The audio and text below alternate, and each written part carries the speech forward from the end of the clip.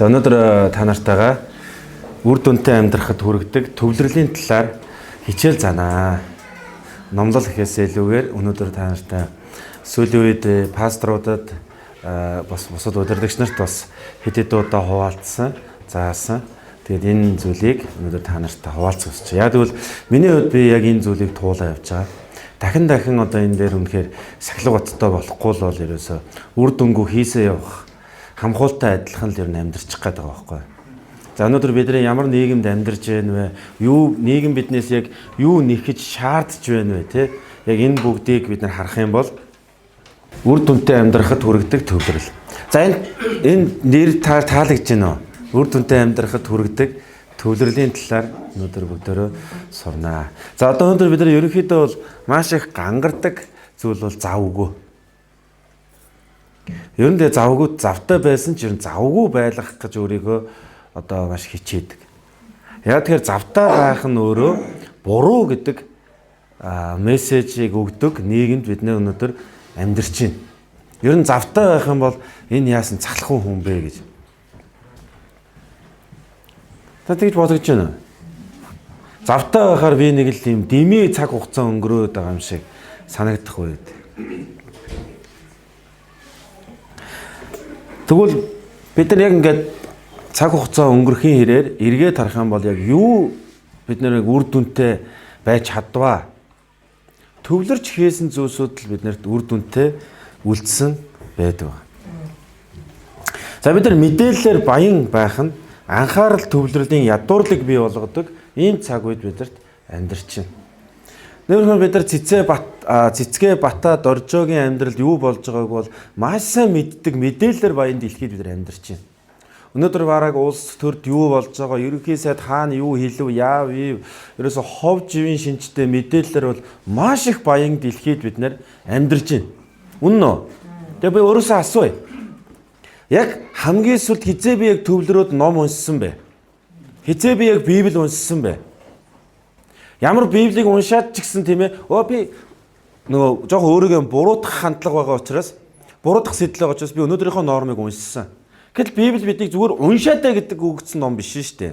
Зарчимтай болоосоо гэж үзэж байгаа байхгүй. Амьдралын хэв маягтай болоосоо гэж үзэж байгаа. Би их тэнэг хүн. Би шал тэнэг хүн байхгүй юу? Өөрийгөө одоо ямар тэнэг вэ гэдгээ аягүй мэдчихэв. Би ухаалаг нойрсгоо гэдэг ном уншсан.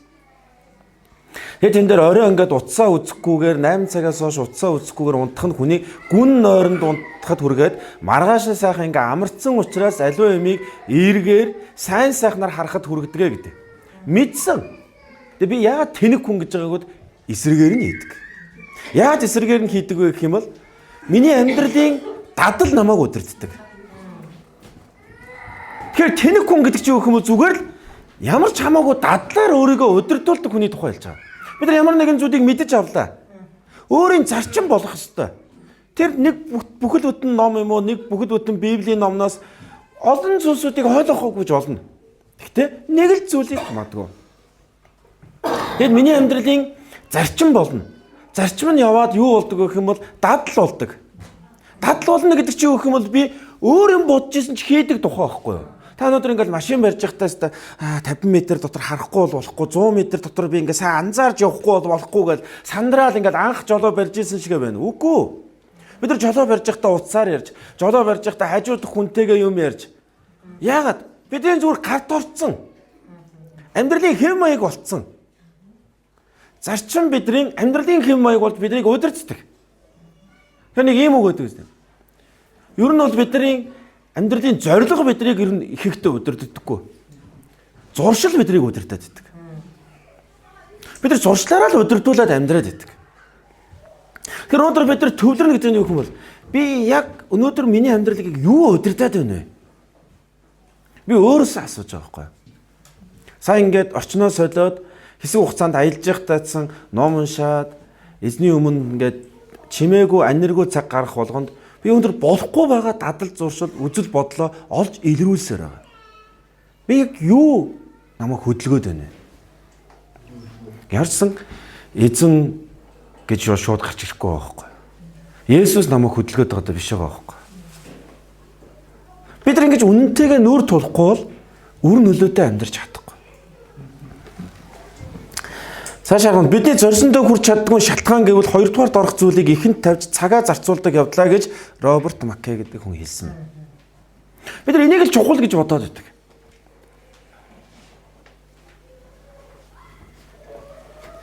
Тийм учраас бид нар тэрэнд л ингээл цагаа зарцуулаад байдаг. Энийг л би хийх ёстой. Энийг л миний хувьд чухал. Шинэ хүмүүс бидрийг завгүй байх юм бол энэ хүмүүс таалагддаг юм гээд завгүй. Зүгээр ингээл зохиогоо л байна. Нэмэл байна. Өнөөдөр бидний магадгүй энэ цаг үед амьдарч байгаа бидрийг эмчнэр үзэх юм бол ер нь бол ажил чинь ихэдсэн байна гэдэг л онцлогоонд хүрэхээс биш багдсан байна гэдэг онцлогоонд хүрэхгүй. Бид нар хэрэгтэй хэрэггүй баахан хүмүүстэй танил. Хэрэгтэй хэрэггүй баахан ажил хийдэг. Төвлөрдөггүй. Тэгээ яадаг гэж ном унших юм бол эхний нэг бараг 30 минутанд төвлөрөх гэж шаал өөрийн бодож хуудас эргүүлнэ. За сая юу уншиж вэ? Шаал өөрийн бодоод байгаа байхгүй юу? Тийм ээ? Хүнтэй уулзсан сүулдэ төвлөрч чадхаа болцсон. Хүн юм ярьж байгаа шаал өөрийн бодоод байна. Ийм л байдал бидрийг өнөөдөр хүргэж байгаа. Бид нар ингээд Бурхны бидний эргэн тойронд анзаараасаа гэж хүсэж байгаа зүйлийг анзаарахгүй. Тэгэл бид нар энэ бол чухал, энэ бол чухал. Хүмүүс бүгдөө ингэж амьдарч байна. Тэгэхээр би ч бас ингэж амьдрах ёстой л гэж бодоод байдаг. Тэгвэл Нехемия 6-гийн 3 дээр хааны ордонд сүнч байсан Нехемияд эзэн өөрийн үеэл дүүгээр нь дамжуулан дуудлагыг өгдөг тийм үү? Үеэл дүү Ханааны тэнд одоо хааны ордонд Нехемияг зорин ирдэг. Тэгээ асууд Иерусалимд үлдсэн нөгөө цөллөгт Вавилон руу Ассир руу яваад цөллөгт үлдсэн хүмүүс Иерусалимд амьдарч байсан. Тэд нар хан хэрмэн нуран уснаас бол дайсандаа үнэхээр доромжлогдож гутаагдж амьдарч байсан. Тэгээ Ханааны өөлөө хилдэг байхгүй.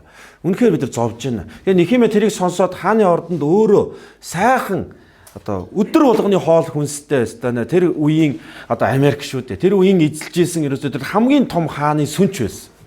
Тэгээд тэр үнэхээр мацаг орон 4 сар залбирч Бурханаас үнэхээр алсын хараа дуудлагыг аваад Иерусалимийн хан хэрмийг барихаар тэр явсан байна.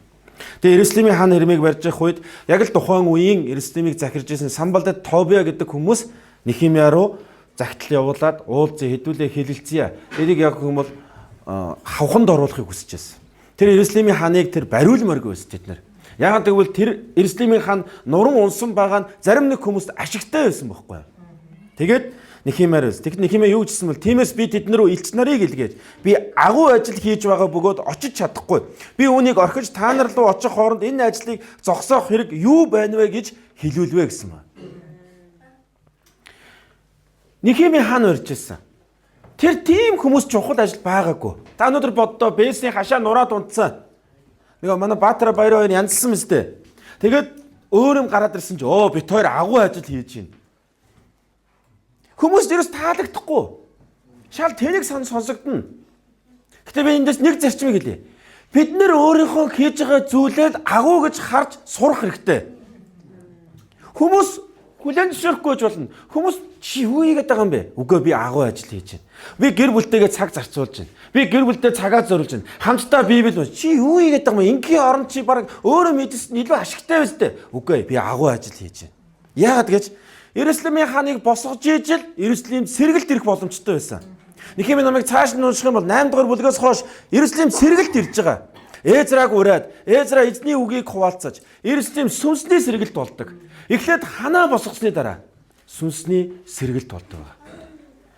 Яг савтай адилхан байхгүй юу? Бид нар өөрсдөө Бурхны үгийн зарчимтай амьдрал сурсны дараа Бурхан биднэрт өрөөлөө асгадаг. Тэгээ өрөөлөө асгасан чинь шүүрэн шанах шиг тийм үү? Тосож авах юм байхгүй. Яг түр зарчим байхгүй. Бид нэг жоохон мөнгөтэй болгоод энийг зээлчи. Энийг ингээд зарцуулчи. Бид нар мөнгөтэй байхын зарчим байхгүй. Тэгээ үрж үрчээд байхгүй болонгууд л мөнгөтэй л болохгүй юм байна гэдэг. Бурхан бидэнд Библиэр дамжуулаад амьдралын зарчимтай болоосоо гэж хүсэж байгаа. Юу таны хувьд чухал вэ? Нехемиагаас өнөөдөр бид нар сурж байгаа зүйл нь юу гэх юм бол миний өнөөдөр хийж байгаа зүйл агуу ажил. Та надад хамт хэлэхгүй юу? Миний хийж байгаа зүйл бол агуу ажил. Бусдыг дуурайх ямар шаардлагагүй. Тийм ээ? Таны нэг завтай байгааг хараад хадам байж чинь ямар залхуу бэртэй юм бэ гэж хэлж магадгүй. Таалагдах ямар шаардлага байхгүй. Хинч таныг мэдэхгүй штэ. Химиаг хүртэл тэгж байгаа. Тэгээ юу гэж хэлсэн бол та нарын барьж байгаа хандыг үрч үнийг хараагаад гарчин марц ингэ доромжилж ирсэн. Эс юу гэж хэллээ? Өргөн замаар бити яваарай. Аминд хүрэх зам нь нарийн бартаатай байдаг гэж хэлсэн. Хүн болгонд Бурхны хандсан төлөвлөгөө, зорилго байгаа. Тэр өнөөдөр таны хүүхдүүд том болоод та үр хүүхдтэйгээ гэр бүлтэйгээ зарцуулах цаг чинь бага байгаад байгаа бол одоо өөрчлөлт хийх цаг ирж байгаа. Би яаж одоо хүүхдүүдтэйгээ илүү хамт байх вэ? Яаж тэдний амьдрал одоо надтай аавтайгаа ээжтэйгээ хамт байх 4 жилийн хугацаа байна. Энээс хойш би яаж гэр бүлдээ илүү их цаг зориулах вэ? Удахгүй явах болно. Ингэж бид нар чухалчлаа. Тэнгүүд хүмүүс чи юу хийгээд байгаа юм бэ? Тэрний оронд чи солонгос явж. Тэрний оронд чи уурхаа руу явж. Тэрний оронд чи тэгсэн бол илүү амьдрал чин дээр байгаа. Үгүй би агуу ажил хийж байна. Би явахгүй. Энэ л бидний төвлөрөл واخгүй юу? Бид нар энэ дотроос мань эхэлнэ. Одоо би сүүлийн үед яг л энэ зүйлтэй тулалцсаар байна хатуусаа. Яа бид нар төвлөрч чаддаггүй вэ? Хамгийн том шалтгаан бол би олон хүмүүсээс яг энэ хичээлийг заах гад асуугаад уулзаа явж байгаа завгүй байдал. Өөрөөсөө ч асуу. Завгүй байдлаас болоод төвлөрч чаддаггүй. Ер нь завгүй байдал тэнэнд болцсон байхгүй юу? Тэгээ би хүмүүс хүчист амар явж гинэ. Чи саяхан тэнд явж исэн биз дээ гэ. Үгүй би амар завтай байгаа штэ. Тэгэхээр нэг гайхаддаг. Яг тэр таалагдахгүй байгаа байхгүй тэр үг. Чи завгүй л байх хэрэгтэй гэж боддог байгаа байхгүй. Ганцаардл. Бид нар ганцаардлыг ганцаараа байх гэдэг рүү өөрчилж чаддаггүй. Би ганцаарч байгаа бол ганцаараа байхад суралцъя. Ном уншия, хэл сурыг, магадгүй тийм ээ залбирая. Ингэж ганцаараа байхад чаддаггүй бид нар. За би танаа гар өргүүлээд яах вэ? Баруун нүдгүүдээ ирмэж болно шүү дээ. Тийм ээ надад амар хэцүү. Ганцаараа байхаар л ингээл хинт чирэггүй болсон юм санагдаад. Тэгээ яадаг гэж ганцаараа байж сураагүй учраас юм өрнүүлэх дуртай. Тэгэл нэг нэр үуч хоёул уулзъя. Уулзаа 3 цаг юм ярьсан чсэн салгатаа юу гэдэг лээ. Дараа илүү тухтай уулзъя. Тань бодоо 3 цаг гэдэг чинь ямар их цаг вэ? Ямар их зүйл амжуулж болох вэ? Ямар их зүйл сурж болох вэ? Амар ингээ мэдээд байгаа чи би өөрөө юм байхгүй. Ерөөс та нарыг хэлээгүй шүү заяа. Тий. Ерөөс би өөрөө юм байхгүй. Дараа нь зохион байгуулалтгүй байдал байгууллагын хувьд бол одоо тийм ээ хувь хүнийхээ хувьд бол хувийн зохион байгуулалтгүй тэгээ байгууллагын хувьд бол систем багхгүй. Ойдуулаа уулзах. Тэгээ одоо уулзчих. Тэдх өдөр хурал, эдх өдөр ийм уулзалт тийм багхгүй. Зүгээр л хизээч хамаагүй. Та тэгж юм биш үстэй. Мен аз хүмүүс энэ тал дээр их таарахгүй юм байна. Барууны хүмүүс ч аюу төлөвлөгөөтэй. Яг ингээл төлөвлөснөөрөө юм. За, төлөвлөхгүй байдал бас саад болж байгаа. Ер нь би одоо энэ дээр бол гараа өргүүлж заа. Ер нь 7 хоногоо төлөвлөдөг хүн байна уу? Дэвтэр гаргаад төлөвлөдгөө. За би яг ийм хийн, ингэх болно. Гэр бүлийнхаа цагийг энэ үед нь гаргана. Энэ үед нь би эзэнтэй цаг өнгөрүүлнэ. Энэ үед нь би залбирах болно гэж төлөвлөдгөө. Өнөөдөр би зөвл сургаалаа зааж байгаа. Бид нар төлөвлөх ёстой. Ер нь бол төлөвлөгөөгүй байдал бол хоёр л зүйлд биднийг хүргэнэ. Нэг нь бусдын төлөвлөгөөн дотор амьдрахад хүргэнэ. Нөгөөх нь зүгээр бүтлгүүдхийг төлөвлөж байгаа. Төлөвлөхгүй байна гэдэг нь. Яг бол урсгалаараа явж байгаа байхгүй юу? За хүн уцаар ярангуй шууд уцаар ярьж байхдаа л бид нар за үгүй гэдэг хариултыг хэлж идэг. Хуваар байхгүй юм чинь. Чи маргааш нэг ийм уулзалтанд төрөөд тэгээ маргааш би завтай гэдэг яваад чихдээ. Яг л төлөвлөгөө байхгүй юм чинь. Яг бол бид нар хизээч гэр бүлтэйгээ хүүхдүүдтэйгээ ном унши өөрийгөө хөгжүүлэе гэдэг төлөвлөгөө гаргадаггүй. Тийм учраас ямар нэгэн байгууллага юм уу ажил дээр л төлөвлөгөө байхгүй бол над би завтай гэсэн үг. Тэгээ би одоо 42 хүрээд нэг зүйлийг аяйгүй ойлгож байгаа байхгүй. би өөрөөсөө 10 хэдээр ах. Үнэхээр миний насан дээр шүүсээ шахуулаад сураад боловсрцсан хүнээр менторл болж байгаа. Тэгээ би юуг ойлгож байгаа гэх юм бол тэр хүн тэгсэн учраас өнөөдөр хүмүүст өгөх зүйлтэй араас нь хүмүүст дагж байна. Зааж өгөөч, хуваалцааж, зөвлөөч гэд. Санхүү дагж байна бас. Тэгэхээр өнөөдөр бид нар залуу байгаа ч болноо л гэдэг. 40 гараад ирсэн чинь өөр болд юм байна. Энд байгаа 50 гарч байгаа хүмүүсээс бас та нар асуугаарай. Өөр болж байгаа. Нэг тийм нийгэмд хэрэггүй болоод байгаа юм санагдал. Яагаад бид нар нөгөө залуу байхдаа цагаа өөрийнхөө тотгошоо хийх зүйл сураагүй. Зүгээр юм өрнүүлээд ерөөсөө ингээл юм л хийж ивэл болоо гэж боддог. Уншия, судлаа, сураа, сургуульд сураа, дараагийн би юунд сурах вэ гэдэг бодоогүй. Тэднийх дэва авцсан байна. Манайх тэгвэл дэва авах хэвээр фэйсбүүкээр орох уу гэж явж байна. Зүгээр л болж явах чинь. Бид зүгээр ингээ гаданд харагдах юмн дээр айгүй ач холбогдол тавьдаг. Тэдних цахилгаан тогоо авцсан байна гэж 90 он ч цахилгаан тогоо авах хэвээр бол бүх айлд орохоор нэг тогонд залгадаг тогоотой болцсон юм тийм үү? Бид тэгдэг. Харин би 50-аас хойш яаж амьдрах вэ? 60 наснаас хойш яаж амьдрах вэ гэдэг тухай бид нар боддоггүй. Ялангуяа Аз хүмүүс бид нар. Би тийм зүйлийг сонсч өсөөгүй багаасаа. За миний хөө аав нь одоо 50 үрлээ. 50 үрсэн чи ийм байд юм бэ шүү гэж үгүй би сонсож байгаагүй. Тийм учраас бид нар өөр хүүхдүүдэд өнөөдөр хэрвээ та нарын хүүхдүүд өсвөр наснд очиж хэл ус зааж өгөх. Тийм дамжаа сургалтанд явахад түлхэж өгөх. Тэрний төлөө мөнгө санхүү зориулахгүй бол одоо бид нар ингээд 60 70 хүрэн штэ. 60 70 хүрэхээр чи хэн биднийг халамжилж, хэн биднийг авч явах вэ? Хүүхдүүд маань. Тэгвэл тэд нар маань өөрийгөө ч авч явах чадваргүй байх юм бол яах вэ? Тэгээ нөгөө Монголын гурвалжингийн нөгөө үлгэрэл юу лээ? Тэгээ орно штэ бид нар. Тэгээд бие биенээсээ тэгээд өгөөч, ингээд өгөөч, тийм мөнгө зээлдэд өгөөч. Алив чи одоо чиний нэр дээр зээлчийгээд ингээл яв. Дуусахгүй энэ маань. Бид нар төлөвлөдөггүй. Тэгвэл би наад зүгээр даалгавар өгье. Ядаж 7 хоногоо бүгдөө төлөвлөе. Тэгээ хүн уцаар яриад тэгээд өгөөч, ингээд өгөөч, энд хүрээд ирээ гэх юм бол уучлаарай би хуваараа харж байгаад хэлье. Тэгээ нэрнгээсээ хуваараа хараарай. Тэгээ хуваараа харс юу ч байхгүй. Юу ч байхгүй маань очие биш. Би энэ үед нь гэрүүлтэйгээ. Энэ үед нь ингэх болно. Ирэмбийн дараа л байхгүй. Нэг юм бол юу надад чухал вэ? Юу чухал вэ? Би юуг нь хүмүүс даалгах вэ? Юуг нь одоо явах вэ? Та нар мэдчихэж жавхлантад өнөөдөр чуулганд тариад манай багийнхан яваад үйлчилж. Би өнөөдөр хүртэл явж чадаагүй л байгаа. Яагаад гэвэл надад ирэмбийн дараа л байна. Тэрийг таавдаа гэдэг хөнгөөр хийж чадах хүмүүс байгаа байхгүй юу? Тэгтэл надад бас зарим зүйл хийцэн байна. Яагаад гэвэл даалгасан ч болохгүй байгаад байна. Тэгсэн ч даалгасан хэвээрэл баймаар. Яагаад гэвэл би бүгдийг хийж чадахгүй шүү дээ. Та бүгдийг хийж чадахгүй. Гадны нийгмийн хүчин зүйлсүүд байгаа. Тэ түрүүний шиг тийм үү. Мөнгө санхүү нэхэгдэж байна. Үр хүүхдүүдийн сургууль янз бүрийн одоо байдлаар санхүүгийн хэрэгцээ зөндөө гараад тэгэхээр юм хийхгүй л болохгүй гэлээ.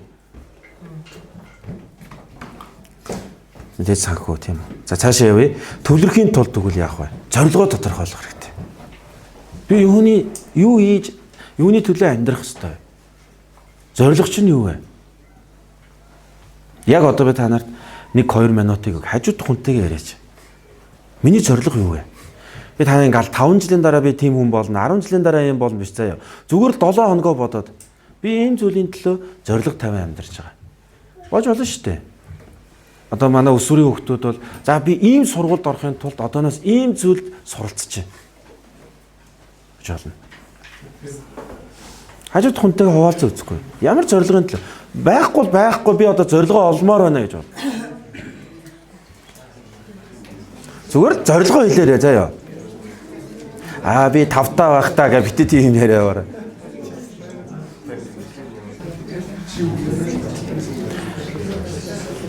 Тэгээ зорилгоо хуваалцсан шүү дээ. Зорилгоо хуваалцсангууд л ерөөсө зорилгоосоо ичих хэрэггүй заяа. Би нэг усанд сэлий гэж бодож байгаа, сурыг гэж бодож байгаа. Хүн шоолж магадгүй. Гэхдээ түрүүний химиагийн зарчим бол би агуу ажил хийж байгаа. Өөрийгөө хөгжүүлж штэ. Та юу гэх юм бол усан сэлд сурж байна гэдэг чи эрүүл мэндэд маш том хөрөнгө оруулалт хийж сурж байгаа байхгүй юу?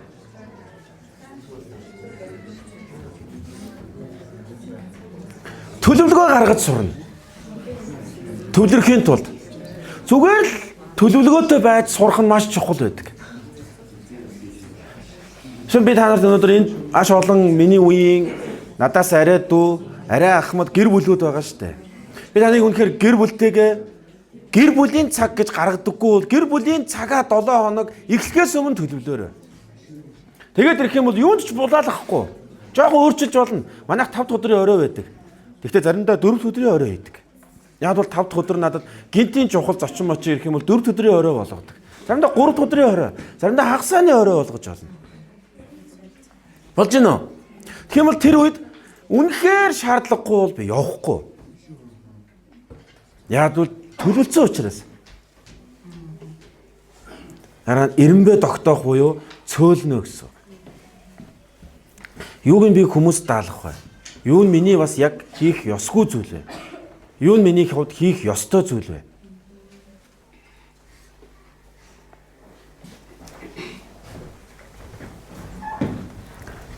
За цаашаа хурдан явъя заа. Төлөвлөгөө гаргахад тэгвэл би танарт маш энгийн зарчмыг зааж өгье. Зүгээр л хийх зүйлээ бич. Бити номер л. Зүгээр л ингээл дэвтэр байх юм бол хийх зүйлээ утсан дээрч жигсаага бичсэ. Дараа нь цаг хугацаа болон чухалчлалын дараалд орол. Тэр нь юу гэж хэлж байгаа гэх юм бол энэ 3 дээр анхаарах хэрэгтэй. Одоо ингээ бичин штэ. За тэрэг болох уу мэдэхгүй байна. Тэр дэвтрийг аваад өгөөч. Энэ хэний дэвтрийг ямар ч сан зүгээр ашиглачаа.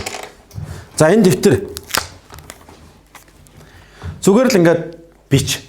Би энэ 7 хоногт ийм хийх болно. Ингэж ийм худалдаж авах бол зах явна ингэн банк орно заяа. Дараа нь яах вэ гэвэл цаг хугацаа болон чухлын дараалд оруулахдаа аль нь хамгийн чухал 1 дахь өдөр 2 дахь өдөр амжуулах ажил вэ гэдгээ урталт нь 1 2 гэж тавь. Гэтэл хамгийн сүүлд бичсэн чинь 1 байж болох байхгүй юу? Тэгвэл дараагийн удсан дээр одоо яах вэ гэх юм бол 90-ээр нь бич. 1-р нь юу байсан? 2-р нь юу байсан гэд. Дараад нь бас яах ёстой гэх юм бол ингээд бичэн штэ. Тэгвэл за энийг манай эхнэр яваад амжуулж болох юм байна. Энийг би тэр удирдагчдаа даалгаж өгье. Энийг би өөрөө хийх ёстой мэй гэд. Хүний нөөцийн хуваарлтанд оруулна. Ойлгомжтой юу?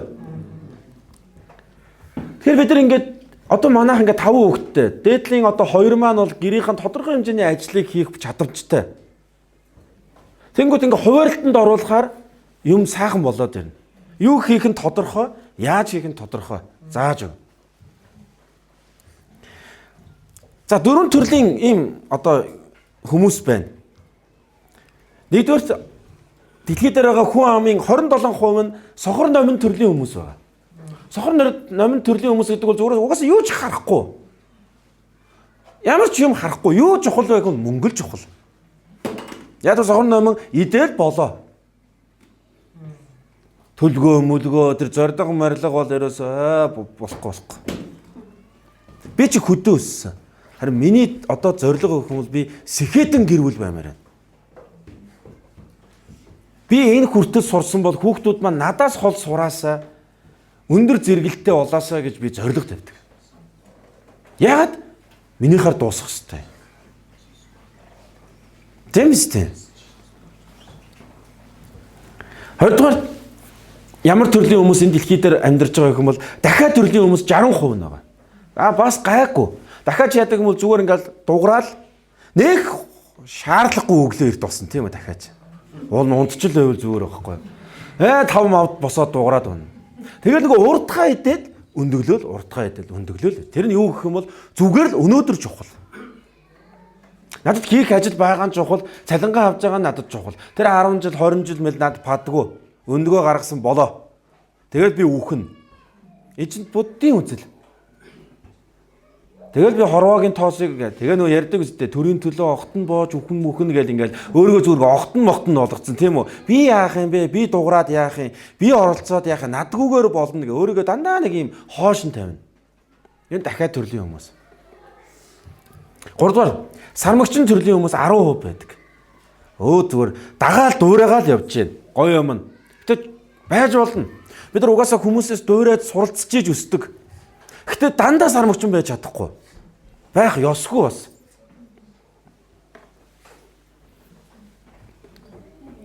Харин энэ дэлхий дээр муур мэт төрлийн хүмүүс 3% байт юм байна.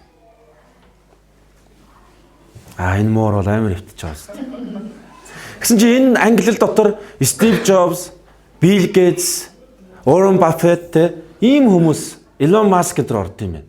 Тэр ерөөсө бусд хүмүүс хамаагүй. Бусд хүмүүс би таалагдана уу, яана уу хамаахгүй.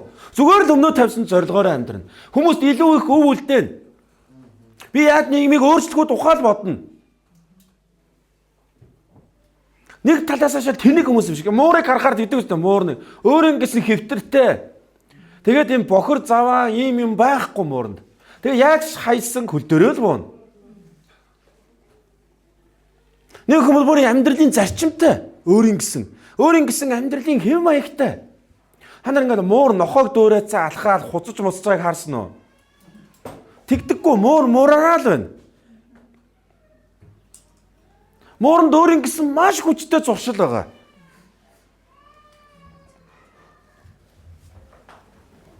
Тэгсэн чинь ийм хүмүүс нь 3% байдаг гинэ. Төлөвлөгөө гаргадаг, зоригтой, сахилгаттай, ардаа өв үлдээх гэж явдаг ийм хүмүүс нь.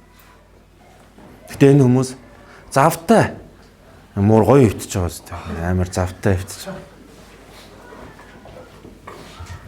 Тэгвэл үр дүнтэй төвлөрөхийн тулд би өнөөдөр 2 зүйлийг та нар уриалбар. Өдөр цөөлөөрэй. Эмч үзвэл ямар их юм амжуулах гэж зүтгээд байгаа юм бэ гэдэг онш гарна шүү. Тэгээ бодоо үзээрэй. Бид нар яг Паретогийн зарчмыг санах хэрэгтэй. 20% хичээгээд 80% үр дүн гаргадаг зүйлийг л олох хэрэгтэй. 20%. Яг тэр олсон, чухал, төвлөрсөн зүйл дээрээ шаргуу байхгүй бол зүгээр л дундаж байх юм бол хэрэггүй. Яахын цөөлөд зүгээр олон юм амжуулаа явж исэн дээр шүү дээ. Та нар санаж байгаа бол iPhone тесрэлт хийхийн тулд нэг iPhone 4 дээр нэг хар өнгөтэй гарсан шүү дээ. 150 мянган удаагийн буцаасан гэж байгаа байхгүй юу? Стив Джобс таалагдахгүй нэгэд.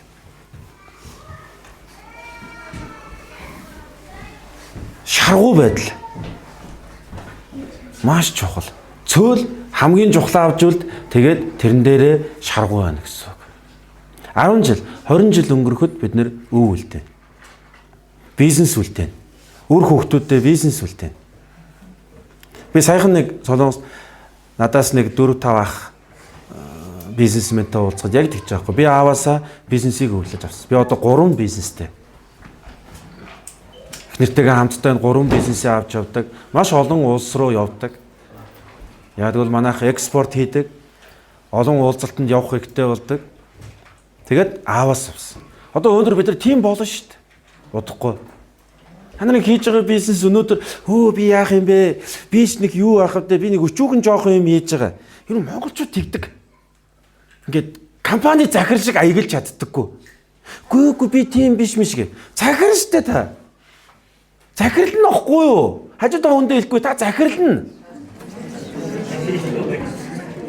Та өдөрдөгч байхгүй юу? Бурхан таныг тэн дээр тавихаар би яах юм бэ гэд Библиэд хүмүүс байна шүү дээ. Гидеон дээр ирээд ирэмгээ таач минь эзэн чамтай хамт байна гэсэн чинь би бишээ. Би чинь манасаа угийн хамгийн жоохон мохон гэд ингээд. Өнөөдөр ийм үг хэллэг зөндөө байгаа.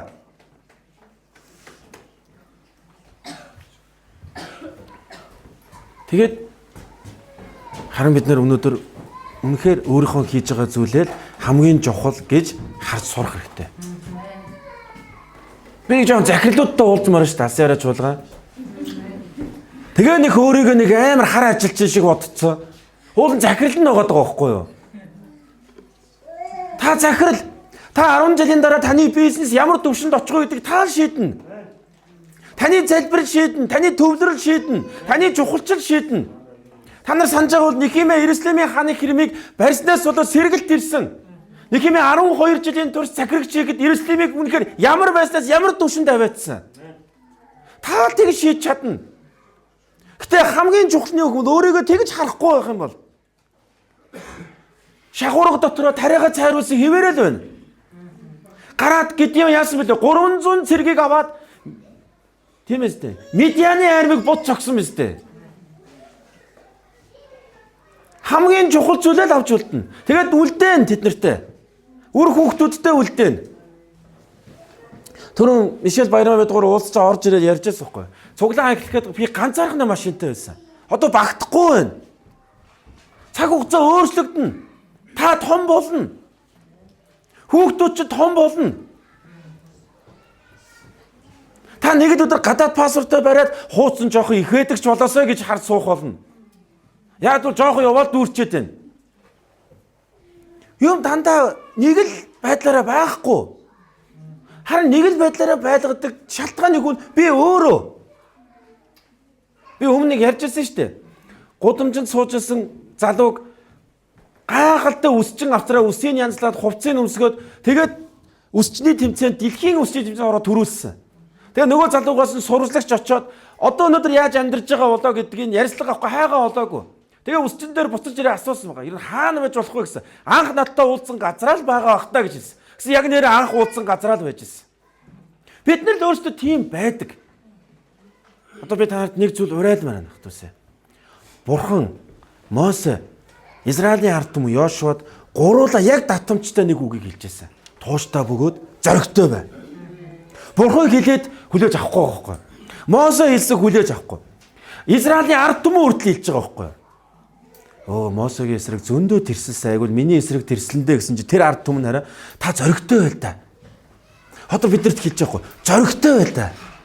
Бид нар ч юм зориг хэрэгтэй байх тусаа.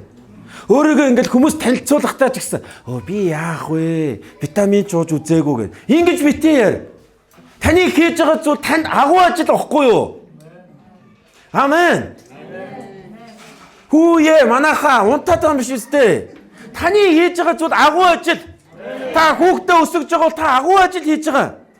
Та илгээлт хийж байгаа бол агуу ажил хийж байгаа. Бид нар ингэж харахгүй, төвлөрөхгүй яах тусэ. Ягаад бол бүх ажил надад яг адилхан хамаагүй. Мөнгө л олж ивэл гэж бодно. Үгүй яах тусэ. Хамтдаа залбирая.